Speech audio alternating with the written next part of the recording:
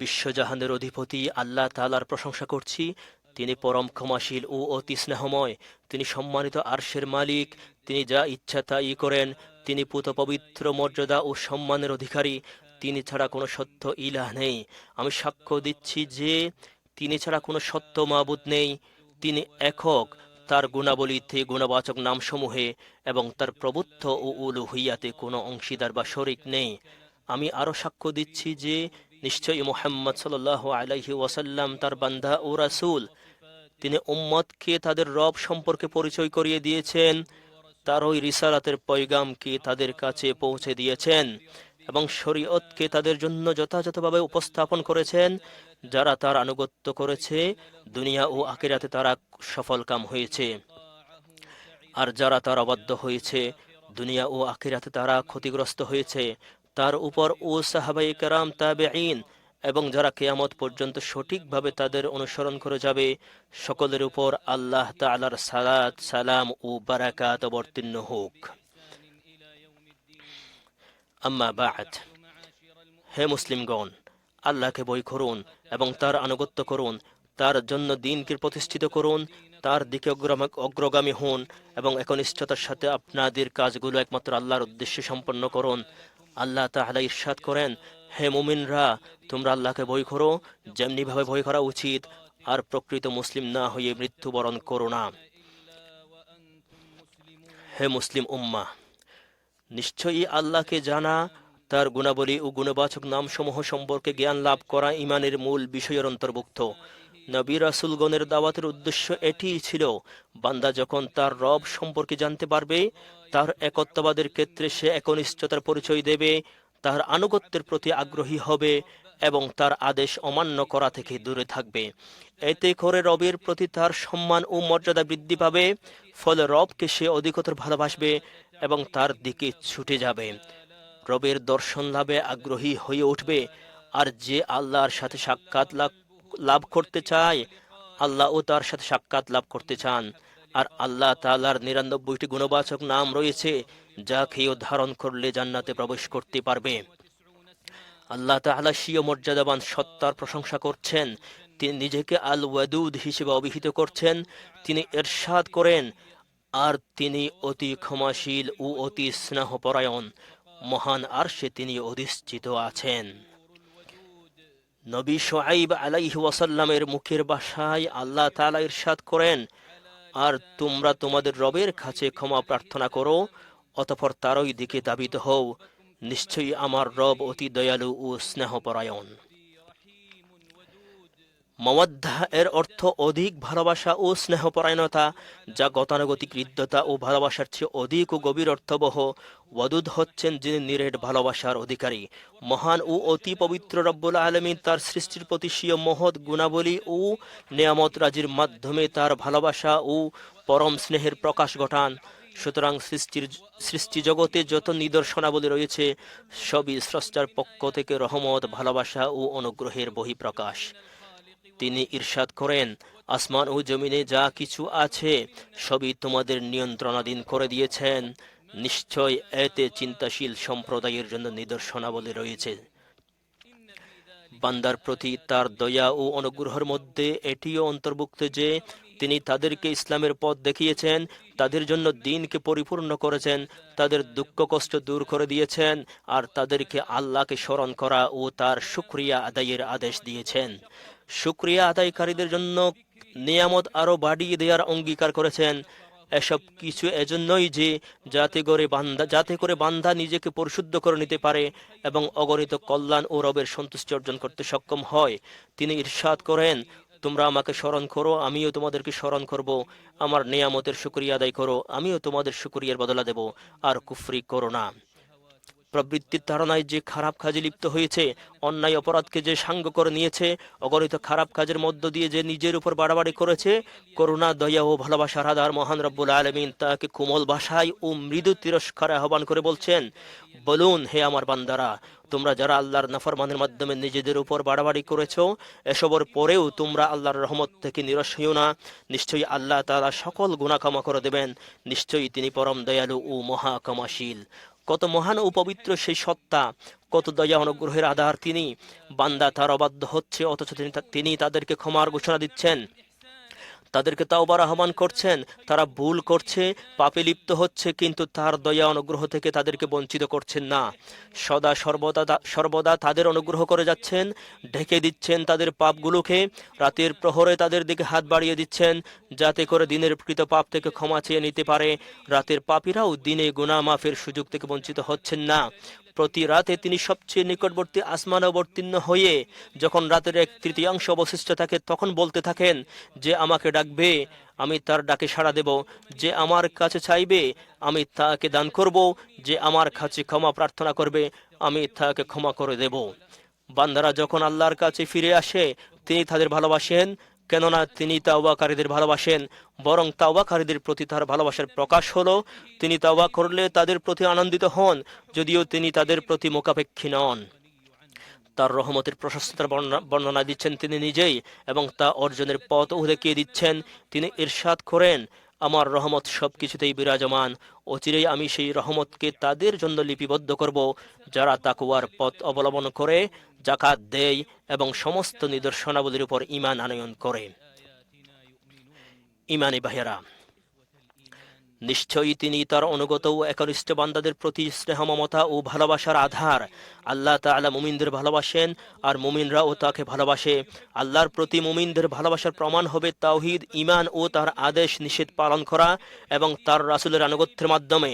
তিনি ইরশাদ করেন, বলুন, তোমরা যদি সত্যিকার অর্থে আল্লাহকে ভালোবাসো তাহলে আমাকে অনুসরণ করো, ফলে আল্লাহও তোমাদের ভালোবাসবেন এবং তোমাদের গুনাহগুলো ক্ষমা করে দেবেন। নিশ্চয়ই আল্লাহ তাআলা পরম দয়ালু ও মহা ক্ষমাশীল। বান্দা সর্বদা তার মনিবকে সন্তুষ্ট রাখতে সচেষ্ট হবে, যাতে করে সে তার ভালোবাসা ও নৈকট্য লাভ করতে পারে। আল্লাহ যদি তাকে ভালোবাসে, তিনি সেই বান্দাকে সৃষ্টিকুলের মধ্যে মাহবুব বানিয়ে দেবেন। যেই মাত্র বান্দা অন্তর দিয়ে আল্লাহর দিকে ধাবিত হবে, আল্লাহ তাআলা ও বান্দাদের অন্তরকে তার দিকে ধাবিত করে দেবেন। সহিহ মুসলিমে সুহাইল ইবনে আবি সালেহ থেকে বর্ণিত আছে যে তিনি বলেন, আমরা আরাফাতে অবস্থান করছিলাম। হযরত উমর ইবনে আব্দুল আজিজ অতিক্রম করলে লোকেরা সবাই তার দিকে চেয়ে থাকলো। সেটা দেখে আমি পিতাকে বললাম, হে আব্বাজান, আমার কাছে মনে হয় আল্লাহ তাআলা উমর ইবনে আব্দুল আজিজকে ভালোবাসেন। পিতা জানতে চাইলেন, বিষয়টা কি? আমি বললাম, তার প্রতি মানুষের অন্তর যে অগাধ ভালোবাসা মহব্বত দেখেছি, সেই কারণেই বলছি। তিনি বললেন, আমি আবু হুরাইরা রাদিয়াল্লাহু আনহুকে রাসূল সাল্লাল্লাহু আলাইহি ওয়াসাল্লামের কাছ থেকে বর্ণনা করতে শুনেছি, কোন বান্দাকে আল্লাহ তাআলা ভালোবাসলে জিবরাইল আলাইহি ওয়াসাল্লামকে ডেকে তিনি বলেন, আল্লাহ তাআলা অমুক ব্যক্তিকে ভালোবাসেন, তুমিও তাকে ভালোবেসো। জিবরাইল আলাইহি ওয়াসাল্লাম তাকে ভালোবাসেন এবং আসমানের অধিবাসীদের উদ্দেশ্য করে বলেন, নিশ্চয়ই আল্লাহ তাআলা অমুক ব্যক্তিকে ভালোবাসেন, তোমরাও তাকে ভালোবাসো। ফলে তারাও সেই ব্যক্তিকে ভালোবাসে। এরপর পৃথিবীতে সেই ব্যক্তির গ্রহণযোগ্যতা বা কবুলিয়ত সৃষ্টি করে দেয়া হয়। ইমাম আহমদ রহমতুল্লাহ আলাইহি এর কিতাব জুহুদে বর্ণিত হয়েছে, কোন এক সৎকর্মশীল বান্দাকে প্রশ্ন করা হলো, তোমার সকাল কেমন কাটলো? উত্তরে তিনি বললেন, আমি দুটি নিয়ামতের মধ্যে সকাল করেছি, জানি না কোন নিয়ামতটি অধিকতর উত্তম। একটি হলো এমন কিছু পাপ যা আল্লাহ তাআলা গোপন রেখেছেন বলে কেউ সেজন্য আমাকে দোষারোপ করতে সক্ষম নয়। দ্বিতীয় নিয়ামতটি হলো মমতা ও স্নেহময়তা, যা আল্লাহ তাআলা বান্দার অন্তরে ঢেলে দিয়েছেন, আর আমার আমল সেই পর্যন্ত পৌঁছাতে সক্ষম হয়নি। আল্লাহ তাআলা ইরশাদ করেন, নিশ্চয়ই যারা ঈমান আনে ও সৎকর্ম করে, আল্লাহ তাআলা অচিরেই তাদের অন্তরে গভীর ভালোবাসা ও স্নেহ মমতা সৃষ্টি করে দেবেন। এই ভালোবাসা উভয় জগতেই বিদ্যমান। সুতরাং আল্লাহর ভালোবাসা থেকে মুমিনরা মৃত্যুর পরেও বঞ্চিত হবে না। জীবনের অন্তিম মুহূর্তেও মুমিনরা আল্লাহর দয়া, অনুগ্রহ ও সন্তুষ্টির সুসংবাদ গ্রহণ করবে। কবরে গেলেও তা দৃষ্টিসীমানার দূরত্বের সমান প্রশস্ত করে দেয়া হবে। সেই কবরকে জান্নাতের একটি টুকরা বানিয়ে দেয়া হবে। আল্লাহ তাআলা ইরশাদ করেন, যখন ভূমিকে মহাকম্পনে প্রকম্পিত করা হবে, সমস্ত বোঝাকে যখন ভূমি থেকে বের করে নিয়ে আসা হবে, খালি গায়ে ও খালি পায়ে খতনাবিহীন অবস্থায় মানুষজন কবর থেকে বের হয়ে আসবে। এই অবস্থায় ফেরেশতারা মুমিনদেরকে সাদরে গ্রহণ করে নেবেন এবং তাদেরকে সুসংবাদ দেবেন। এসব কিছুই তাদের প্রতি আল্লাহর রহমত, স্নেহ, মমতা ও ভালোবাসার বহিঃপ্রকাশ। তিনি ইরশাদ করেন, যাদের জন্য প্রথম থেকেই আমার পক্ষ থেকে কল্যাণ নির্ধারিত হয়েছে, তারা জাহান্নাম থেকে দূরে থাকবে। তারা তার ক্ষীণতম শব্দও শুনতে পাবে না এবং তারা তাদের মনের বাসনা অনুযায়ী চিরকাল বসবাস করবে। মহা ত্রাস তাদেরকে চিন্তান্বিত করবে না এবং ফেরেশতারা তাদেরকে অভ্যর্থনা জানাবে। আজ তোমাদের দিন, যে দিনের ওয়াদা তোমাদেরকে দেয়া হয়েছিল। হে মুমিনগণ, নিশ্চয়ই ইমানদার বান্দাদের জন্য রবের পক্ষ থেকে উত্তম মহিমা, দয়া, মহব্বত ও বিচার দিবসে তাদের জন্য উত্তম ও সীমাহীন প্রতিদান রয়েছে, যা আমরা কিয়ামত দিবসে একজন নিম্ন স্তরের জান্নাতবাসীর মর্যাদা ও সম্মান লাভ করা থেকে সহজে বুঝতে পারি। নিম্ন স্তরের জান্নাতের জন্য যদি এমন সম্মান ও পুরস্কার দেয়া হয়, তবে সৎকর্মশীল বান্দাদের জন্য যে জান্নাত তৈরি করে রাখা হয়েছে তা কতই না উত্তম হবে, যা না কোনো চক্ষু দেখেছে আর না কোনো কান শুনেছে, না সে সম্পর্কে মানুষের মনে ধারণা জন্মেছে। সহিহ মুসলিমে আব্দুল্লাহ ইবনে মাসউদ রাদিয়াল্লাহু থেকে বর্ণিত একটি হাদিসে এসেছে, রাসূল আকরাম সাল্লাল্লাহু আলাইহি ওয়াসাল্লাম বলেছেন, সবার শেষে এক ব্যক্তি জান্নাতে প্রবেশ করবে।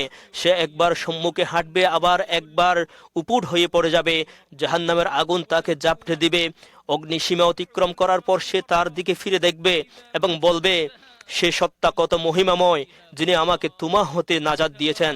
তিনি আমাকে এমন জিনিস দান করেছেন যা পূর্বে বা পরে কাউকেও দান করেননি। এরপর তার সামনে একটি গাছ উদ্ভাসিত হয়ে উঠবে, যা দেখে সে বলবে, হে প্রতিপালক, আমাকে এই গাছটির নিকটবর্তী করে দিন, যেন আমি এর ছায়া গ্রহণ করতে পারি এবং এর নিচে প্রবাহিত পানি থেকে পিপাসা নিবারণ করতে পারি। আল্লাহ তাআলা বলবেন, হে আদম সন্তান, যদি আমি তোমাকে তা দান করি, তবে হয়তো তুমি আবার অন্য একটির প্রার্থনা করে বসবে। তখন সে বলবে, না হে প্রভু, এর অতিরিক্ত কিছু চাইব না, বলে সে আল্লাহ তাআলার নিকট কসম করবে এবং আল্লাহও তার উজর গ্রহণ করবেন, কারণ সে এমন সব জিনিস প্রত্যক্ষ করেছে যা দেখে সবর করা যায় না। অতএব আল্লাহ তাআলা তাকে এই গাছটির নিকটবর্তী করে দেবেন আর সে তার ছায়া গ্রহণ করবে ও পানি পান করবে। তারপর আবার একটি গাছ উদ্ভাসিত হয়ে উঠবে, যেটি প্রথমটি অপেক্ষা অধিক সুন্দর। তা দেখেই সে প্রার্থনা করবে, হে পরওয়ারদিগার, আমাকে এই গাছের নিকটবর্তী করে দিন, যেন আমি তা থেকে পানি পান করতে পারি এবং এর ছায়া গ্রহণ করতে পারি। এরপর আর কিছুর প্রার্থনা করব না। আল্লাহ উত্তর দিবেন, আদম সন্তান, তুমি না আমার কসম করে বলেছিলে আর কোনটির প্রার্থনা জানাবে না? তিনি আরো বলবেন, যদি আমি তোমাকে তার নিকটবর্তী করে দেই, তবে তুমি হয়তো আরো কিছুর জন্য প্রার্থনা করবে। সে আর কিছু চাইবে না বলে কসম করবে। আল্লাহ তাআলা তার এই উজর কবুল করবেন, কারণ সে এমন সব জিনিস প্রত্যক্ষ করেছে যা দেখে সবর করা যায় না। অতঃপর তিনি তাকে এর নিকটবর্তী করে দিবেন আর সে এর ছায়া গ্রহণ করবে এবং পানি পান করবে। এরপর আবার জান্নাতের দরজার কাছে আর একটি গাছ উদ্ভাসিত হয়ে উঠবে। এটি পূর্বের দুটি গাছ অপেক্ষাও সুন্দর। তাই সে বলে উঠবে, হে প্রতিপালক, আমাকে এই গাছের নিকটবর্তী করে দিন, যেন আমি এর ছায়া গ্রহণ করতে পারি ও পানি পান করতে পারি। আমি আর কিছু প্রার্থনা করব না। আল্লাহ বলবেন, হে আদম সন্তান, তুমি আমার নিকট আর কিছু চাইবে না বলে কসম করনি? সে উত্তরে বলবে, অবশ্যই করেছি হে প্রভু, তবে এটি আর কিছুই চাইব না। আল্লাহ তাআলা তার উজর গ্রহণ করবেন, কারণ সে এমন সব জিনিস প্রত্যক্ষ করেছে যা দেখে সবর করা যায় না। তিনি তাকে এর নিকটবর্তী করে দেবেন। যখন তাকে নিকটবর্তী করে দেয়া হবে আর জান্নাতীদের কণ্ঠস্বর তার কানে ধ্বনিত হবে, তখন সে বলবে, হে প্রতিপালক, আমাকে জান্নাতে প্রবেশ করিয়ে দিন। আল্লাহ বলবেন, হে আদম সন্তান, তোমার কামনা কোথায় গিয়ে শেষ হবে? আমি যদি তোমাকে পৃথিবী এবং তার সমপরিমাণ বস্তু দান করি, তবে কি তুমি পরিতৃপ্ত হবে? সে বলবে, হে প্রতিপালক, আপনি ঠাট্টা বিদ্রুপ করেছেন, আপনি তো সারা জাহানের প্রতিপালক। একতাটি বর্ণনা করতে গিয়ে বর্ণনা করে ইবনে মাসউদ রাদিয়াল্লাহু আনহু হেসে ফেললেন আর বললেন, আমি কেন হাসছি তা কি তোমরা জিজ্ঞেস করবে না? তারা বলল, কেন হাসছেন? তখন তিনি বললেন, রাসূলুল্লাহ সাল্লাল্লাহু আলাইহি ওয়াসাল্লাম অনুরূপ হেসেছিলেন। সাহাবাগণ জিজ্ঞেস করেছিলেন, হে আল্লাহর রাসূল, কেন হাসছেন? রাসূলুল্লাহ সাল্লাল্লাহু আলাইহি ওয়াসাল্লাম বললেন, এজন্য যে ওই ব্যক্তিটির এ উক্তি, আপনি আমার সাথে ঠাট্টা বিদ্রুপ করছেন, আপনি তো সারা জাহানের প্রতিপালক, শুনে আল্লাহ রাব্বুল আলামিন হেসেছেন বলে আমি হাসলাম। যাই হোক, আল্লাহ তাকে বলবেন, তোমার সাথে ঠাট্টা করছি না, মনে রাখো আমি আমার সকল ইচ্ছার উপর ক্ষমতাবান। অপর বর্ণনায় এসেছে, আল্লাহ রাব্বুল ইজ্জত ওয়াল জালাল ওই ব্যক্তিকে বলবেন, পৃথিবীর কোন সম্রাটের সাম্রাজ্যের সমপরিমাণ সম্পদ নিয়ে তুমি সন্তুষ্ট হতে পারবে? সে বলবে, হে প্রভু, আমি খুশি। আল্লাহ বলবেন, তোমাকে উক্ত পরিমাণ সম্পদ দেয়া হলো, সাথে দেয়া হলো আরো সমপরিমাণ, আরো সমপরিমাণ, আরো সমপরিমাণ। পঞ্চমবারে সে বলে উঠবে, আমি সন্তুষ্ট হয়ে আমার রব। তিনি বলবেন, এটা তোমার জন্য এবং আরো 10 গুণ দেয়া হলো। তাছাড়া তোমার জন্য রয়েছে এমন জিনিস যা দ্বারা মন তৃপ্ত হয়ে যাবে ও চক্ষু জুড়িয়ে যাবে। হে আল্লাহর বান্দাগণ, আল্লাহকে ভয় করুন, সৎকর্মের মধ্য দিয়ে তার ভালোবাসা ও করুণা পানে এগিয়ে যান। যেমনি ভাবে তিনি তার নিয়ামত অনুগ্রহ ভালোবাসা দিয়ে আপনাদের জন্য ধন্য করেছেন, আল্লাহর প্রতি ভালোবাসা ও তার বান্দাদের প্রতি ইহসান অব্যাহত রাখুন। যেমনি ভাবে তিনি আপনাদের প্রতি করুণা ও ইহসান করেছেন। অভিশপ্ত শয়তান থেকে পানা চাই।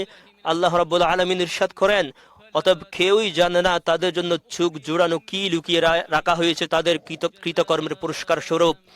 আল্লাহ রাব্বুল আলামিন আমাদের ও আপনাদের সকলের জন্য কুরআনুল কারীমে ও সুন্নাহর মাধ্যমে বারাকাত দান করুন এবং উভয়ের মাঝে যে নিদর্শন ও হিকমত রয়েছে তা থেকে আমাদের সকলকে উপকৃত করুন। আমি এই কথাই বলছি আর সমস্ত প্রকারের গুনাহ এবং পাপ রাশি থেকে আল্লাহর দরবারে আমাদের সকলের জন্য ক্ষমা চাচ্ছি। আপনারাও তার কাছে ক্ষমা প্রার্থনা করুন, নিশ্চয়ই তিনি মহা ক্ষমাশীল।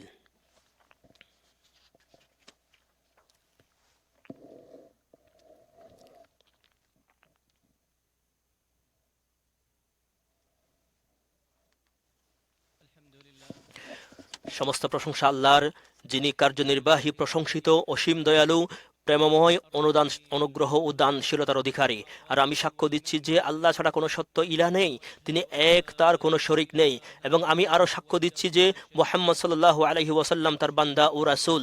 আল্লাহ তাআলা অনুগ্রহ শান্তি বর্ষিত করুন এবং রহমত নাজিল করুন তার উপর, তার পরিবার পরিজন, তার সাহাবাগণ, তাবেঈগণ এবং কিয়ামত পর্যন্ত সৎভাবে তাদের অনুসারীদের উপর। আম্মা বাদ, হে মুমিন সমাজ, আল্লাহ তাআলার নাম ও সিফাত সমূহের দ্বারা যে গুণগুলো প্রমাণিত হয় তিনি সেগুলোকে পছন্দ করেন। কাজেই স্নেহ ভালোবাসা পরায়ণ মুমিন আল্লাহ তাআলার কাছে অধিক প্রিয়। আল্লাহর আল ওয়াদুদ নামের মাধ্যমে ইবাদতের অংশ হলো পুরুষ তার স্ত্রীকে ভালোবাসবে এবং তার সাথে নম্র ব্যবহার করবে। অনুরূপভাবে স্ত্রী তার স্বামীকে ভালোবাসবে এবং তার সাথে উত্তমভাবে বসবাস করবে। বাইহাকির সুনানে কুবরাতে বর্ণিত আছে, রাসূলুল্লাহ সাল্লাল্লাহু আলাইহি ওয়াসাল্লাম বলেছেন, তোমাদের স্ত্রীদের মধ্যে সর্বশ্রেষ্ঠ হলো সে যে স্বামী ভক্ত, অধিক সন্তান প্রসবকারিণী, যে স্বামীর সহমত অবলম্বন করে, স্বামীকে বিপদে আপদে সান্ত্বনা দেয় এবং সেই সাথে আল্লাহকে ভয় করে। কাজেই উত্তম মহিলা হলো যে তার রবের ভালোবাসা ও তার সন্তুষ্টির অনুসরণের সাথে সাথে স্বামীর প্রতি ভালোবাসা ও তার পছন্দের অনুসরণকে সমন্বিত করে। আর উত্তম পুরুষ হলো যে তার পরিবারের কাছে উত্তম। সুনানে তিরমিজিতে আয়েশা রাদিয়াল্লাহু আনহা থেকে বর্ণিত আছে, তিনি বলেন, রাসূলুল্লাহ সাল্লাল্লাহু আলাইহি ওয়াসাল্লাম বলেছেন, তোমাদের মধ্যে ওই ব্যক্তি সর্বোত্তম যে তার পরিবারের নিকট উত্তম, আর আমি আমার পরিবারের নিকট তোমাদের মধ্যে সর্বোত্তম। অতএব ভালোবাসা দাম্পত্য জীবনের একটি গুরুত্বপূর্ণ স্তম্ভ। আল্লাহ তাআলা ইরশাদ করেন, আর তার নিদর্শনাবলীর মধ্যে রয়েছে যে তিনি তোমাদের জন্য তোমাদের মধ্য থেকে তোমাদের স্ত্রীদেরকে সৃষ্টি করেছেন যাতে তোমরা তাদের সাথে শান্তিতে বসবাস করতে পারো, এবং তিনি তোমাদের মধ্যে পারস্পরিক ভালোবাসা ও দয়া সৃষ্টি করেছেন। নিশ্চয়ই এতে চিন্তাশীল সম্প্রদায়ের জন্য নিদর্শনাবলী রয়েছে। আর আল্লাহর আল ওয়াদুদ নামের দাবি সমূহের মধ্যে রয়েছে আত্মীয় স্বজনের সাথে সুসম্পর্ক বজায় রাখা, অন্যদের ভালো কাজকে স্মরণ করা এবং মৃত পিতা মাতার হক আদায় করা। আব্দুল্লাহ ইবনে উমর থেকে বর্ণিত যে মক্কার এক রাস্তায় তার সঙ্গে এক বেদুইনের সাক্ষাৎ হলো। আব্দুল্লাহ রাদিয়াল্লাহু আনহু তাকে সালাম দিলেন এবং তিনি যে গাদার পিঠে সওয়ার হতেন সে গাদা তাকে সওয়ারের জন্য দিয়ে দিলেন এবং তিনি তার মাতার পাগড়ি তাকে দান করলেন। ইবনু দিনার রাহমাতুল্লাহি আলাইহি বলেন, তখন আমরা তাকে বললাম, আল্লাহ আপনার মঙ্গল করুন। বেদুইনরা তো অল্পতেই সন্তুষ্ট হয়ে যায়, এত দয়ার প্রয়োজন কি ছিল? তখন আব্দুল্লাহ ইবনে উমর রাদিয়াল্লাহু আনহু বললেন, এই ব্যক্তির পিতা উমর ইবনে খাত্তাব এর বন্ধু ছিলেন, আর আমি রাসূলুল্লাহ সাল্লাল্লাহু আলাইহি ওয়াসাল্লামকে বলতে শুনেছি, কোন ব্যক্তির সর্বোত্তম নেকির কাজ হচ্ছে তার পিতার বন্ধুদের সঙ্গে সদাচরণের সম্পর্ক রক্ষা করা। ইমাম মুসলিম হাদিসটি বর্ণনা করেছেন। আর সমাজে সম্প্রীতি সম্প্রসারণের উপায়গুলোর মধ্যে রয়েছে সালামের প্রসার ঘটানো, মানুষের মধ্যে উদারতা প্রদর্শন, তাদের জন্য কল্যাণ কামনা করা, তাদের মধ্যে আনন্দের সঞ্চার করা, তাদের দুর্বলদের প্রতি সদয় হওয়া এবং তাদের মধ্যে যারা হতদরিদ্র তাদেরকে সাহায্য করা। ইবনে উমর রাদিয়াল্লাহু তাআলা আনহু থেকে বর্ণিত আছে, এক ব্যক্তি নবী করিম সাল্লাল্লাহু আলাইহি ওয়াসাল্লামের কাছে এসে বলল, হে আল্লাহর রাসূল, আল্লাহর কাছে সর্বাধিক প্রিয় মানুষকে এবং আল্লাহর কাছে সবচেয়ে প্রিয় কাজ কোনটি? তখন রাসূলুল্লাহ সাল্লাল্লাহু আলাইহি ওয়াসাল্লাম বললেন, আল্লাহ তাআলার নিকট সবচেয়ে প্রিয় লোক হলো সেই ব্যক্তি যে মানুষের জন্য সবচেয়ে বেশি উপকারী। আর আল্লাহ তাআলার নিকট সবচেয়ে প্রিয় আমল হলো একজন মুসলিমের হৃদয়কে খুশিতে পরিপূর্ণ করা, অথবা তার কোনো কষ্ট দূর করে দেওয়া, অথবা তার পক্ষ থেকে তার ঋণ আদায় করে দেওয়া, অথবা তার নিকট থেকে তার ক্ষুধা দূর করে দেওয়া। আর আল্লাহর কসম, এই মসজিদে 1 মাস ধরে এতেকাব করার চাইতে আমার মুসলিম ভাইয়ের কোনো প্রয়োজন মিটাতে যাওয়া আমার নিকট অধিক পছন্দনীয়।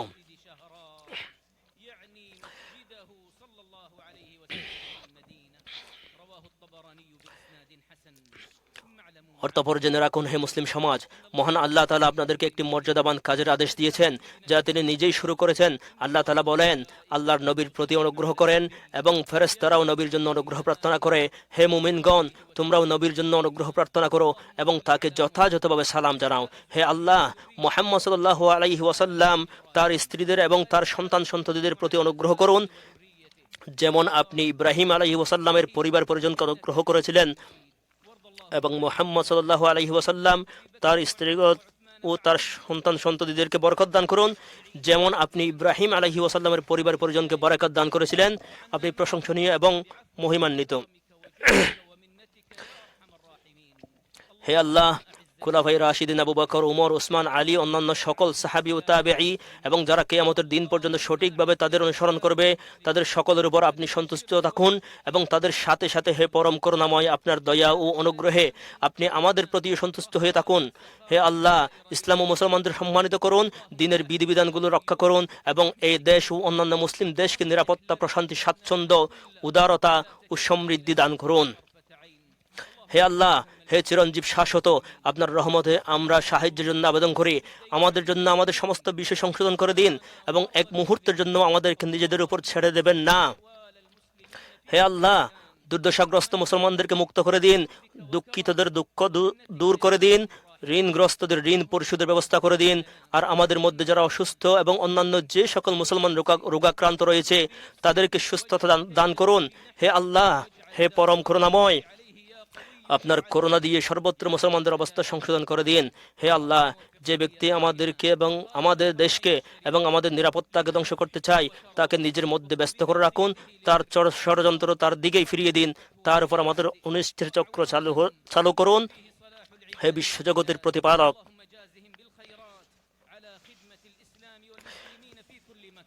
হে আল্লাহ, আমাদের শাসক খাদিমুল হারামাইন আশ-শরীফাইনকে আপনি যা পছন্দ করেন ও যাতে সন্তুষ্ট হন তার প্রতি তৌফিক দিন, তাকে নেক আমল ও তাকওয়ার দিকে পরিচালিত করুন। হে আল্লাহ, ইসলাম ও মুসলমানদের সেবা করার বিনিময়ে আপনি তাদেরকে কল্যাণের সাথে পুরস্কৃত করুন। হে আল্লাহ, মুসলমানদের সকল শাসকদেরকে আপনি যা পছন্দ করেন এবং যাতে সন্তুষ্ট হন তার তৌফিক দান করুন। হে আল্লাহ, আমাদের দেশের সীমান্তে অবস্থানরত সৈন্যদের আপনি সাহায্য করুন। হে আল্লাহ, আপনি আপনার ও তাদের শত্রুদের বিরুদ্ধে ব্যবস্থা গ্রহণ করুন। হে আমাদের রব, আমাদেরকে ইহকালের কল্যাণ দান করুন ও আখিরাতের কল্যাণ দান করুন এবং জাহান্নামের শাস্তি হতে আমাদেরকে রক্ষা করুন। সুবহান রাব্বিকা রাব্বিল ইজ্জাতি আম্মা ইয়াসিফুন ওয়া সালামুন আলাল মুরসালিন ওয়ালহামদুলিল্লাহি রাব্বিল আলামিন।